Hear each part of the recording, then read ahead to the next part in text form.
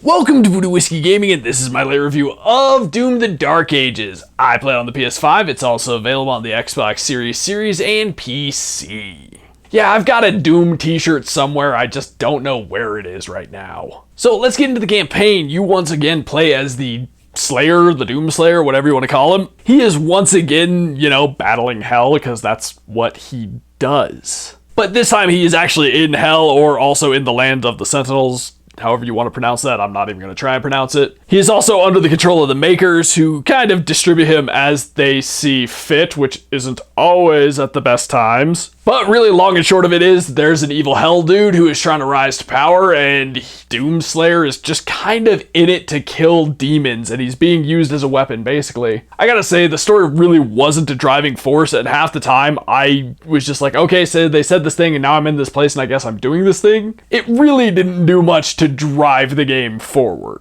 I mean, it's passable, and there's enough there that it works and it makes sense. Not a lot of meat on the bone when it comes to the story, I guess is what I would say. Now let's get into the audio, and the first thing I'm going to say is the voiceover work is very good in this game. Whether it's the evil Hell Prince or the Night Sentinels that you're helping, I think they all do a very good job. As for the sound effects, I think they're really good, although I did have a few very minor ones that were missing here or there. Although there were a few where I was like, that could have felt a bit meatier. But I think the sound effects worked well. But let's get into the music, and I'm going to say that the music is good. It's nowhere near as good as you would expect from a Doom game after 2016 and Eternal. And when you're in some of those really heavy big battles, the Doom music doesn't really kick in like you want it to, like you're expecting it to, like it did in Doom.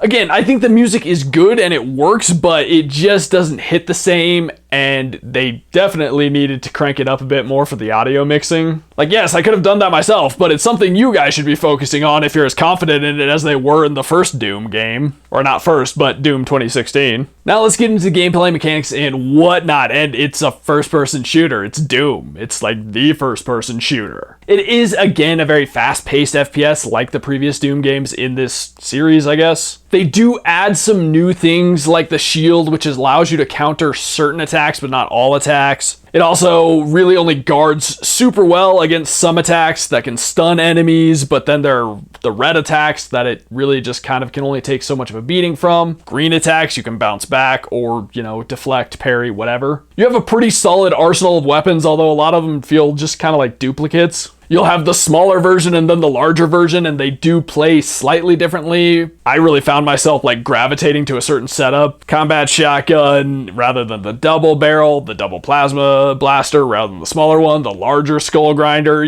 things like that. You kind of lock into certain things. And in some of the cases, I felt that certain variations of the weapon just worked better. With the Skull Grinder, the larger version was just far superior, in my opinion anyways. The game has a very mission-to-mission structure. There's also a lot of secrets, and then there's a lot of shooting demons, and that really is what the game is. As for larger enemies, you can weaken them and you'll get them blinking purple, and you'll get to not really do a special kill on them, which is something I was disappointed in. There are some enemies where you can, but honestly, I felt like this was a far less brutal version of Doom than, the previous two games in this series. In Doom 2016, you could just melee the shit out of things and then get a special melee kill, whereas this, even when you've got them flashing purple, unless they're very specific enemies, it really is just kind of a normal looking attack. It isn't that special. There are some enemies that will allow you to upgrade your health, armor, ammo, and when you do that, you get a somewhat special one, but it's the same for each class of those enemies. It was a little disappointing, and it just overall didn't feel quite as meaty and brutal as the previous two games. That being said, I also think it felt a lot easier, which I'm not going to cry about, because the last two Doom games could get really, really brutal at times. And while that can be a lot of fun, at the same time, it was a lot of fun being able to go in and enjoy this a lot more without, playing Live, Die, Repeat. I did die a few times, but it just felt a little easier. Overall, I definitely felt like Doom the Dark Ages was easier than its two recent predecessors, which is not a complaint. I do want to put that out there. And if you want to, you can obviously crank up the difficulty. Almost forgot, you can level up your weapons essentially. You can get currency to upgrade them. There are 3 types of currency to basically unlock higher upgrades for each of them. You can upgrade your shield as well as your melee weapons, which was another thing that led me to thinking about how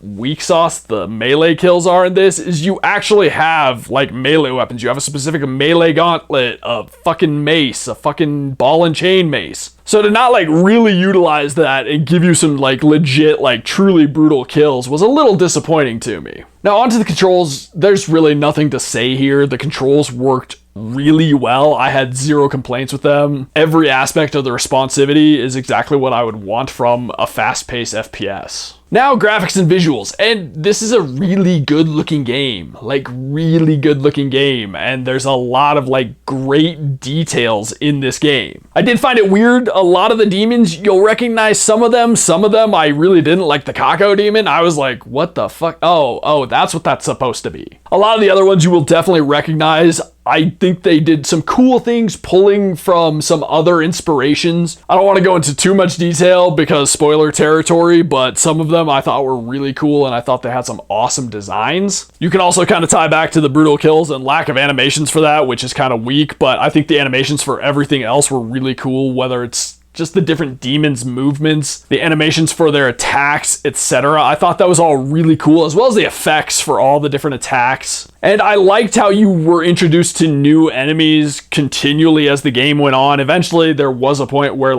it kind of capped out, but I remember being in some of the later levels and being like, oh, that dude's new. Okay, cool. Now I gotta figure that out. So I like that from a gameplay standpoint and an artist standpoint, because then you just get something visually that is new and engrossing, and I thought that was really well done. And I liked the designs of all the different demons. I liked the designs of the different areas, although admittedly some of them were very same, and they absolutely reused some for, some of the levels definitely got reused for, different levels, different missions, however you want to sum that up. But they did do things when your second time going through that map, they did do things to make it look different from the first time. As for the weapons, I thought they were all really cool, well designed, and they fit in very well with the world. Same with Doomslayer's armor and his look, his fur cape very much fits with the whole Middle Ages vibe they've got. It's still very futuristic, but Middle Ages at the same time. Overall, I just think it was a really good looking game. I think the only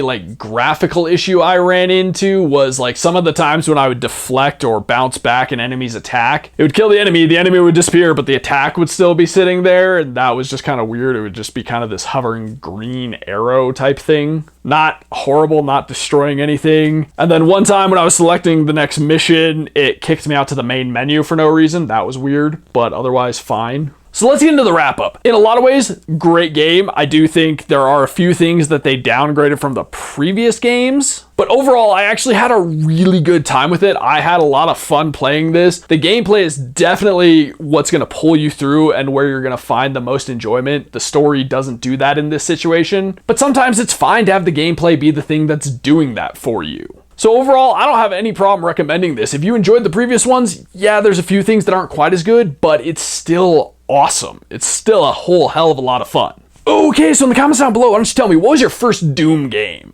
As always, thanks for watching. If you enjoyed the video, please hit that like button. And if you like what I'm doing in general, share and subscribe. Have a good one.